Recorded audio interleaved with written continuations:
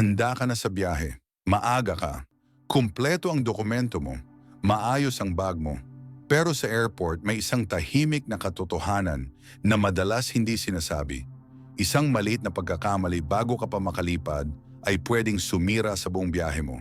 Isipin mo ito, nasa pila ka na ng security. Mahaba ang pila, maingay, pagod ang paa, tapos bigla kang pinatigil, may bawal pala sa bag. O kaya sa check-in mo pa lang, malalaman na overbooked ang flight at ikaw ang hindi maisasakay. Walang sigawan, walang drama. Isang desisyon lang, ikaw ang tatamaan. Para sa maraming seniors, ang airport ay nagiging stress zone. Maraming tao, maraming patakaran, at laging may nagbabago. Kaya mahalagang alam mo ang mga pre-flight mistakes na mukhang maliit. Pero malaki ang epekto, maling pouch, maling oras, maling upuan, maling paghahanda. Kapag nagkamali ka rito, buong biyahe ang apektado. Kung naririnig mo ito at ramdam mong pamilyar, mag-like ka ngayon. Hindi dahil uso, kundi dahil ang bawat video dito ay para protektado ka. At kung ayaw mong paulit-ulit na magulat sa airport, mag-subscribe ka. Dito sama-sama tayong handa, sama-sama tayong nagbabantay. Sa video na ito, pag-uusapan natin ang 10 tahimik na airport mistakes na pinakamasakit sa seniors. Praktikal, mabilis gawin, at totoong nangyayari. Walang takot, walang paligoy, solusyon agad. Kung ayaw mong ma-delay, ma-bump off, ma-flag sa security, o mapagastos ng wala sa plano, makinig ka hanggang dulo. Minsan, ang kaunting kaalaman bago ka umalis ang pinakamalakas mong protection sa airport. Handa ka na? Simulan na natin. Mistake number 1. Mistake number 1. Passport at important documents sa maliit na pouch. Maraming seniors ang gumagawa nito nang hindi namamalayan. Isang maliit na pouch sa leeg or balikat. Nandyan ang passport, cash, boarding pass. Mukhang praktikal, mukhang ligtas. Pero sa airport, ito ang isa sa pinakadelikadong desisyon. Isang maikling kwento. Nasa check-in area si Mang Ruben, 66. Maaga siyang dumating, hawak niya ang carry-on, may backpack pa at may maliit na pouch sa harap. Sa gitna ng pila, may hinanap siya sa bag. Sandali lang, pagbalik ng tingin niya, wala na ang pouch. Walang sigawan, walang nakakita. Isang segundo lang ng pagkabaling ng atensyon. Flight over, ganito ang problema sa maliit na pouch. Una, madaling mawala. Kapag maraming bit-bit, gamot, jacket, tubig, mas mabilis malito kung saan mo huling inilagay. Pangalawa, madaling manakaw. Isang mabilis na kamay lang sa masikip na pila. Pangatlo, nadadagdagan ang bag count mo. Backpack, carry-on, tapos may pangatlong minibag pa. Mas mataas ang risk. At kapag passport ang nawala, tapos na ang usapan. Kahit may ticket ka, kahit naka-check-in ka, hindi ka makakalipad. Kung may cash pa sa loob, doble ang sakit. Ano ang mas ligtas na gawin? Ilipat ang passport, cash, credit card, at boarding pass sa zippered pocket na malapit sa katawan. Pwedeng jacket pocket na may zipper. Pwedeng belt bag na nakatago sa loob ng damit. Mas mainam ang secure travel wallet na hindi kita at hindi madaling mahila. Hindi mo kailangang maging paranoid. Kailangan mo lang maging consistent. Isang lugar lang, isang bulsa lang, isang routine. Bago ka pumasok sa pila, itanong mo sa sarili mo, nasa secure pocket ba ang passport ko? Kung oo, tuloy ka. Kung hindi, ayusin mo muna. Sa airport, ang maliit na pagkakamali ang may pinakamalaking epekto. At sa seniors, ang pagkawala ng passport ay hindi abala. Katapusan ng biyahe. Iwasan ang maliit na pouch. Ilapit sa katawan ng mahalaga. Protektado ka dito. Mistake number 2. Hindi pag-online check-in. Maraming seniors ang sanay sa lumang sistema. Maaga naman ako. Sa airport na lang ako mag-check-in. Mukhang normal. Pero sa panahon ngayon, ito ang isa sa pinakamapanganib na desisyon bago ka lumipad. Isang maikling eksena. Nasa check-in counter si Aling Nena, 68. Maaga siyang dumating. Kumpleto ang papeles. Pero pagdating ng turno niya, isang linya lang ang sinabi ng staff, Ma'am, overbooked po ang flight. Rebooking na lang. Tahimik, walang pagtatalo. Siya ang tinamaan. Ito ang hindi sinasabi ng karamihan. Halos lahat ng airlines ngayon ay nag-o-overbook. Ibig sabihin, mas maraming ticket ang binebenta kaysa sa aktual na upuan. Kapag kailangan nilang magbawas ng pasahero, unang target ang hindi pa naka-check-in. Kapag hindi ka nag-online check-in, para mong sinabing, hindi pa ako sigurado, hindi pa ako present sa system, at sa oras ng problema, ikaw ang madaling alisin. Pero kapag nag-online check-in ka, iba ang trato. Nasa system ka na bilang confirmed. May seat ka na, may boarding pass ka na. Para sa airline, counted ka na. May dagdag pang benepisyo ito, lalo na sa seniors. Mas kaunti ang pila, mas kaunting oras ng pagtayo, mas maagang boarding, at minsan, mas maayos na seat selection. Kung wala kang checked baggage, mas lalo itong mahalaga. Diretso ka na sa security. Walang counter-stress. Walang habaan ng pila. Ang online check-in ay hindi technical na bagay. 2 hanggang 3 minuto lang ito sa bahay. Phone man o computer. Pero ang epekto nito sa airport ay napakalaki. Bago ka matulog sa gabi bago ang flight, tanungin mo ang sarili mo, naka-online check-in na ba ako? Kung hindi, gawin mo agad. Sa airport, hindi sapat ang pagiging maaga. Kailangan naka-lock-in ka na sa system. Online check-in ang unang depensa laban sa overbooking. At para sa seniors, ito ang pinakasimpleng paraan para manatiling on board. Mistake no 3. Hindi pagtimbang ng baggage bago umalis. Maraming seniors ang nagsasabi nito, hindi naman mabigat. Konti lang ang laman. Pero sa airport, ang pakiramdam ay hindi ebidensya. Timbangan ang batas. Isang maikling kwento. Nasa check-in counter si Mang Arturo. 70. Maayos ang pila. Maayos ang mood. Inangat ng staff ang maleta. 1 segundo ng katahimikan. Sir, overweight po. 2 kilos. Biglang bumigat ang hangin. May bayad. Malaki. Walang diskusyon. Ito ang realidad. Kahit 0.5 kilo, may singil. At ang singil sa airport ay hindi mura. Minsan, mas mahal pa kaysa sa mismong gamit na laman ng bag. Bakit madalas nangyayari ito sa seniors? Dahil sanay pa tayo sa full-size toiletries. Shampoo, lotion, deodorant, shaving cream. Kapag pinagsama-sama, halos 1 hanggang 2 kilo agad. At madalas, akala natin, konti lang to. Ang mas masakit, kapag nahuli ka sa counter, wala kang privacy. Bubuksan ang maleta, hahalongkatin ang damit, may pila sa likod, may stress, may hiya, may oras na nasasayang. Pero napakadaling iwasan nito. Timbangin ang bag sa bahay, gumamit ng portable luggage scale, mag-travel size bottles, tanggalin ang hindi kailangan. Isang simpleng check bago umalis ang bahay ang makakapagligtas sa iyo mula sa extra bayad, abala, kahihiyan at delay sandali. Gusto kong itanong ito sa iyo. Naranasan mo na bang ma-overweight ang bag mo sa airport?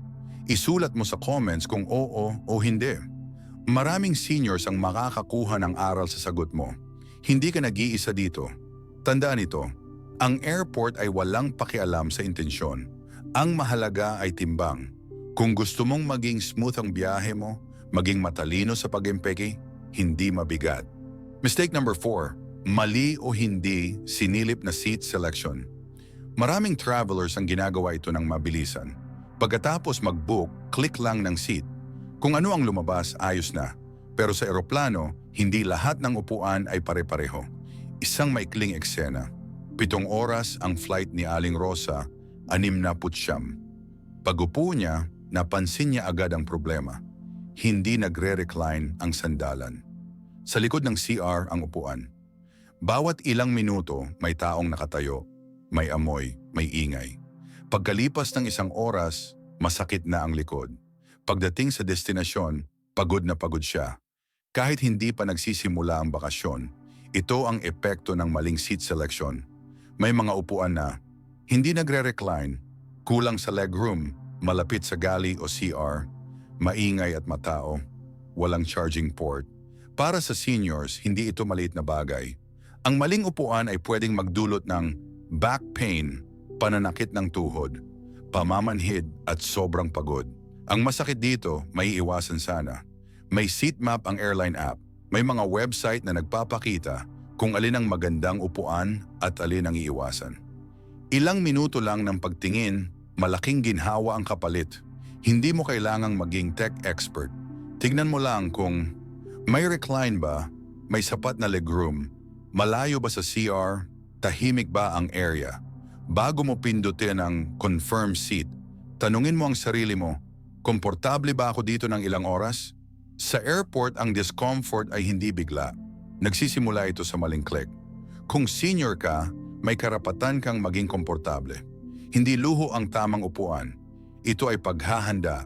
Isang maling seat ang pwedeng sumira sa buong biyahe. Isang tamang pili ang pwedeng magpagaan ng lahat.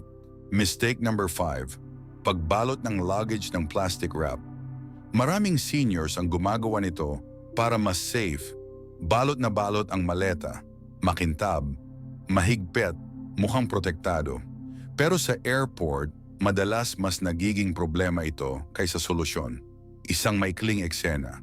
Nasa check-in counter si Aling Mercy, 67. Habang inaabot ang passport, bigla niyang naalala, naiwan pala sa loob ng maleta ang isang dokumento. Balot na balot ang bag. Walang choice.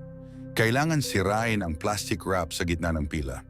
May tingin, may stress, may oras na nawala. Ito ang unang problema ng plastic wrap.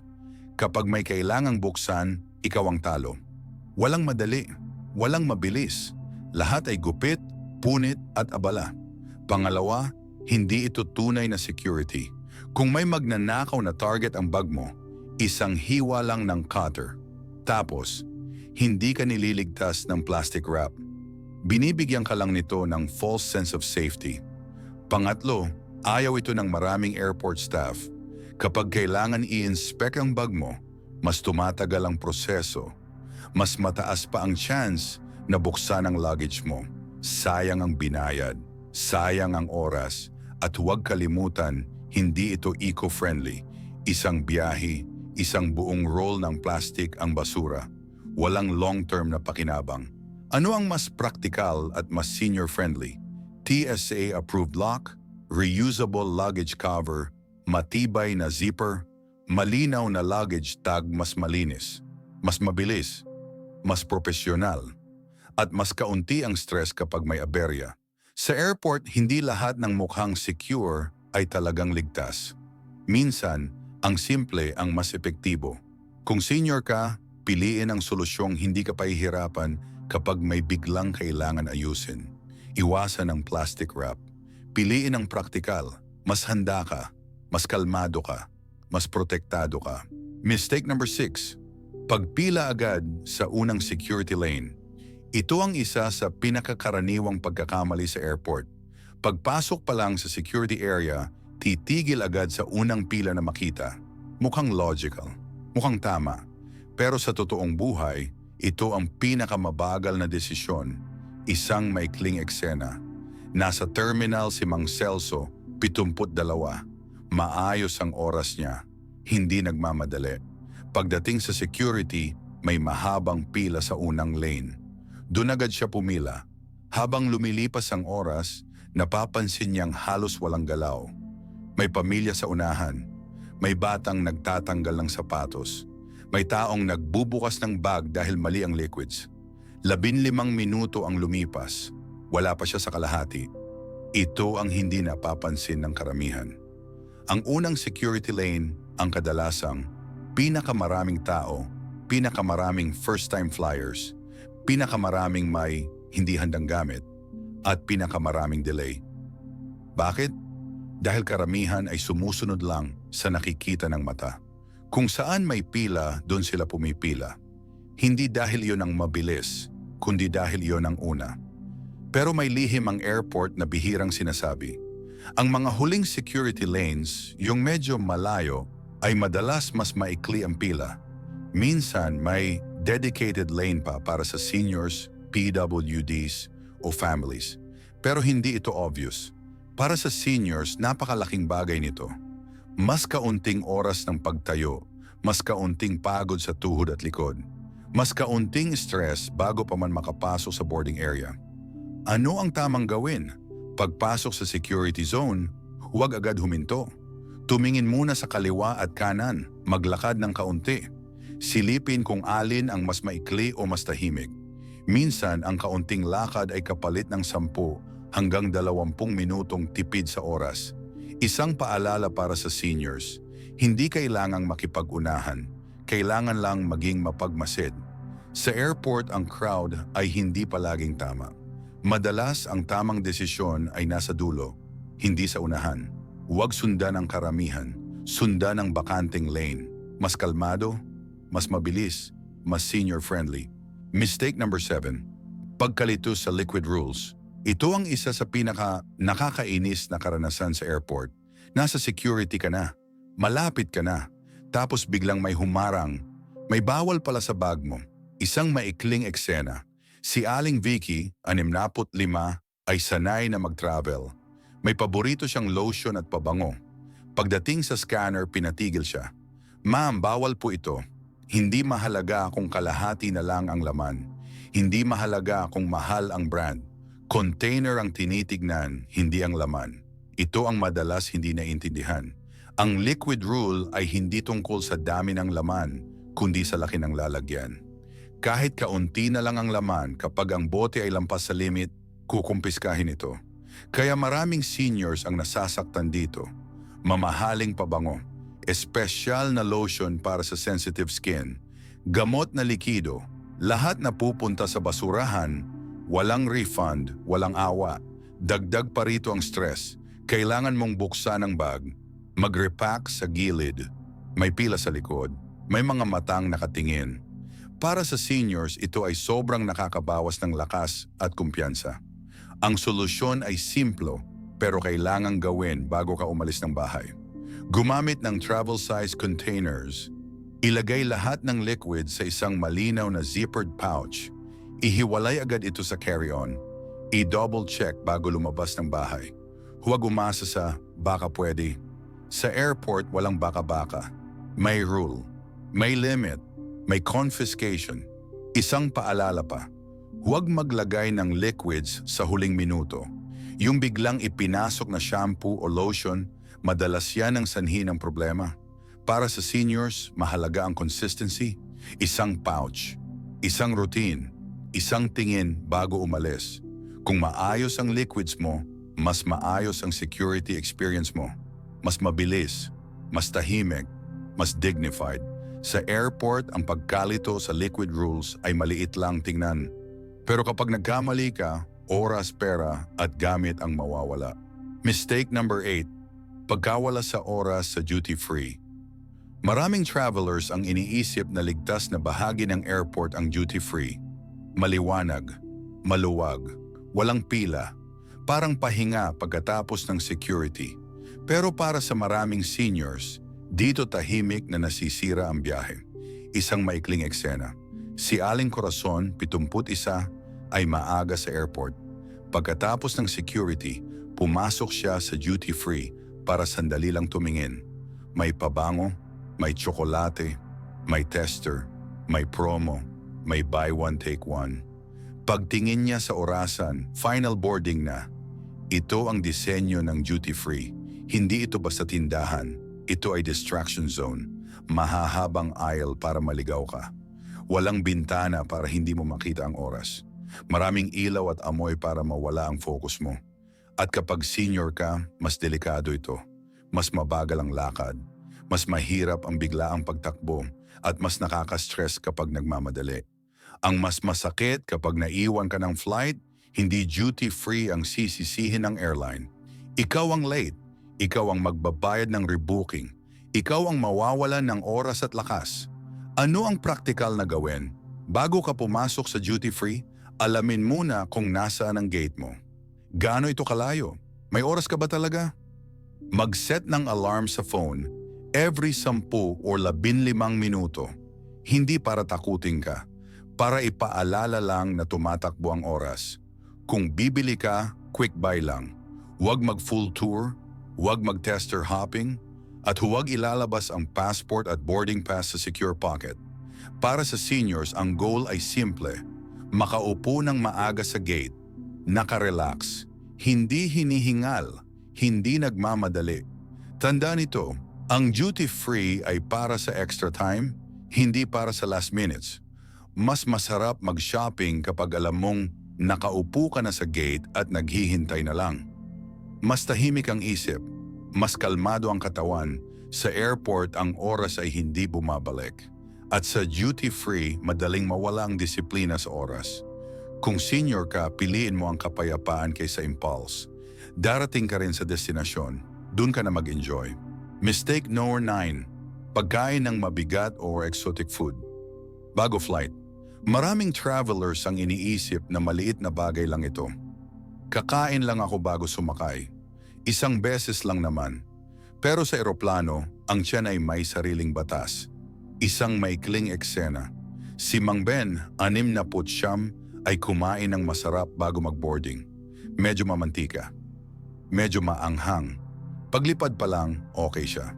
Pero habang tumataas ang eroplano, nagsimula ang kaba. May kabag, may hilo, may hindi komportabling pakiramdam. 7 oras pa ang biyahe. Wala siyang takas. Ito ang hindi alam ng karamihan. Kapag nasa ere ka na, bumababa ang cabin pressure. Kapag bumaba ang pressure, lumalaki ang gas sa tiyan. Ibig sabihin kung busog ka sa mabigat na pagkain, mas lalala ang bloating, pananakit at pagkailang. Para sa seniors, mas sensitibo ang katawan, mas mabagal ang digestion, mas mabilis ang reaksyon sa pagbabago. At kapag sumakit ang tiyan sa eroplano, hindi ka basta makakalakad o makakahiga. Mas delikado pa kung exotic o bagong pagkain ang kinain mo. Hindi mo alam kung paano tutugon ang katawan mo. Pwedeng indigestion, pwedeng diarrhea, pwedeng pagsusuka, at lahat ito ay pinakamahirap maranasan sa loob ng eroplano. Ano ang mas ligtas na gawin? Bago ang flight, kumain ng magaan at pamilyar. Iwasan ang sobrang maanghang, mamantika, maalat, maasimpiliin ang pagkaing madaling tunawin. Saging, patatas, kanin. Mga pagkaing hindi magpapabigat sa tiyan. Iwasan din ang sobrang kape at alcohol. Nakaka-dehydrate ang mga ito at ang dehydration ay nagpapalala ng discomfort sa ere. Para sa seniors, ang goal ay simple, hindi busog, hindi gutom, sakto lang. Tandaan ito, ang masarap na food adventure, mas masarap gawin pagdating sa destinasyon, hindi bago ka pa lumipad. Sa biyahe, hindi kailangang maging adventurous sa pagkain. Kailangan mo lang maging maalaga sa katawan. Ang maling pagkain bago ang flight ay maliit lang tingnan. Pero kapag nagkamali ka, buong flight ang apektado. Mistake number 10. Pagpili ng flight sa pinakamaalinsangang oras. Maraming travelers ang nagbubook ng flight based lang sa presyo. Kung alin ang mas mura, doon. Kung alin ang swak sa oras ng iba, doon. Pero para sa seniors, ang oras ng flight ay may direktang epekto sa katawan at biyahe. Isang maikling eksena. Si Mang Ernesto, 71, ay may tanghaling flight. Pagdating sa airport, mainit na ang paligid. Paglipad pa lang, ramdam na niya ang pagyanig. Hindi naman delikado, pero paulit-ulit. Bawat alog, mas tumitindi ang kaba. Paglapag, hindi siya masaya. Pagod na agad ang katawan at isip. Ito ang hindi alam ng karamihan. Kapag tanghali hanggang hapon, umiinit ang lupa. Kapag umiinit ang lupa, umaakyat ang mainit na hangin. Ang mga umaakyat na hangin na ito ang bumubuo ng air pockets. At ang air pockets ang karaniwang dahilan ng turbulence. Ibig sabihin, mas mataas ang tsansa ng maalog na flight, sudden drops, discomfort, anxiety.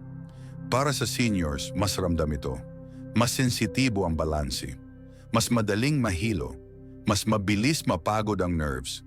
At kapag naghalo ang pagod at kaba, mas bumibigat ang buong biyahe. May mga oras ng araw na natural na mas kalmado ang langit. Early morning flights. Late night flights. Sa mga oras na ito, mas malamig ang hangin. Mas konti ang pag-angat ng warm air. Mas tahimik ang flight. may isa pang mahalagang benepisyo ang early flights. Mas kaunti ang delay. Bakit? Dahil hindi pa nagsisimula ang domino effect ng late flights. Kapag on-time ang unang flight ng araw, mas mataas ang chance na on-time din ang susunod. Para sa seniors, ito ay malaking ginhawa, mas kaunting stress, mas kaunting paghihintay, mas kaunting pagod sa airport. Hindi ibig sabihin na bawal ang tanghaling flight, pero kung may choice ka, mas piliin ang oras na kakampi ang katawan mo. Sa airport, hindi lang destination ang mahalaga. Mahalaga rin kung paano mo narating iyon. Ang maling oras ng flight ay hindi nakikita agad. Pero kapag naranasan mo na, hindi mo ito kakalimutan. Bonus, 5 tahimik na airport hacks na hindi sinasabi sa seniors. Ito ang mga maliliit na taktikang bihirang banggitin, pero kapag alam mo, ramdam mo agad ang ginhawa sa biyahe. Hack 1, laging may extra jacket kahit papunta ka sa mainit na bansa, magdala ng manipis na jacket. Sa taas na 35,000 talampakan, malamig ang dingding ng eroplano, lalo na sa window seat. Kahit may blanket, may singaw na tumatagos. Para sa seniors, ang lamig ay pwedeng magdulot ng paninigas ng kalamnan at discomfort. Isang lightweight jacket, malaking tulong. Hack 2, iwasan ng mainit na inumin sa eroplano kape, tsaa, sabaw. Lahat ito galing sa aircraft water tank. Hindi ito laging nililinis ng madalas. Mas ligtas ang sealed bottled water o canned drinks. Para sa seniors na sensitibo ang tiyan, ito ay simpleng pag-iwas sa sakit. Hack 3, punasan agad ang tray table. Ito ang isa sa pinakamaruming bahagi ng eroplano. Dito kumakain, natatapunan, at kung minsan, pinagpapalitan ng diaper. Isang sanitizing wipe lang, tapos agad. Huwag ilagay ang pagkain hanggat hindi nalilinis. Hack 4, huwag i-full inflate ang neck pillow. Habang umaakyat ang eroplano, lumalaki ang hangin sa loob ng pillow. Kapag sobrang puno, pwedeng pumutok o maging sobrang tigas. Iwanan ng kaunting espasyo, mas komportable at mas ligtas. Hack 5, mag-order ng special meal. Hindi mo kailangang may dietary condition. Ang special meals ay kadalasang mas fresh, mas maagang siniserve, mas predictable ang lasa. Para sa seniors, mas maagang pagkain, syakern mas relaxed na flight. Ang mga hack na ito ay hindi komplikado, hindi rin mahal. Pero kapag pinagsama-sama, malaki ang epekto sa comfort at stress level. Tandaan, ang magaling na biyahe ay hindi puro swerte. Ito ay resulta ng maliliit na tamang desisyon na ginawa mo bago at habang lumilipad. Kung umabot ka hanggang dito, malinaw ang isang bagay. Hindi ka basta nanonood, nagpaplano ka. At iyan ang pinakamalaking pagkakaiba ng stress-free na biyahe at problemadong paglipad. Sa video na ito, hindi natin pinag-usapan ang malalaking sakuna. Pinag-usapan natin ang maliliit na pagkakamali, yung mga tahimik, hindi pinapansin, at madalas hindi sinasabi ng airlines o airport staff. Pero ngayon alam mo na, isang maling pouch, isang hindi nag-check-in, isang maling oras, isang maling pila, pwedeng magbago ang buong biyahe. Para sa seniors, mas mahalaga ito. Hindi na natin kailangang pahirapan ang sarili natin. Hindi na natin kailangang magmadali, magpanic, o magbayad ng extra dahil lang sa kakulangan ng kaalaman. May karapatan kang maging handa at dito sa Bantay Airport and Travel, iyan ang ginagawa natin. Hindi kita tinatakot. Pinoprotektahan kita. Kung may isang bagay kang tatandaan mula sa lahat ng ito, ito iyon.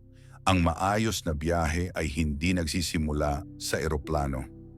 Nagsisimula ito sa paghahanda. Kung may kapamilya kang senior o kaibigan na madalas bumiyahe, i-share mo ang video na ito. Isang share lang pero pwedeng makaiwas sila sa stress, delay o malaking gastos. Kung gusto mong araw-araw ay may ganitong klaseng paalala, praktikal, malinaw at talagang gumagana, mag-subscribe ka. Hindi dahil uso, kundi dahil kasama ka dito. Isa ka sa mga taong pinipiling maging handa, hindi pa bigla-bigla. At bago tayo maghiwalay, gusto kong itanong ito sa'yo. Alin sa mga mistakes na ito ang pinakamuntik ng mangyari sa'yo? Isulat mo sa comments. Maraming seniors ang makakabasa at matututo mula sa karanasan mo. Kung nakatulong ang video na ito, i-like mo. Hindi lang para sa algorithm, kundi para ipaalam na ang ganitong klaseng content ang kailangan ng mas maraming travelers. Maraming salamat sa panonood. Ingat palagi. At tandaan, protektado ka dito hanggang sa susunod na biyahe.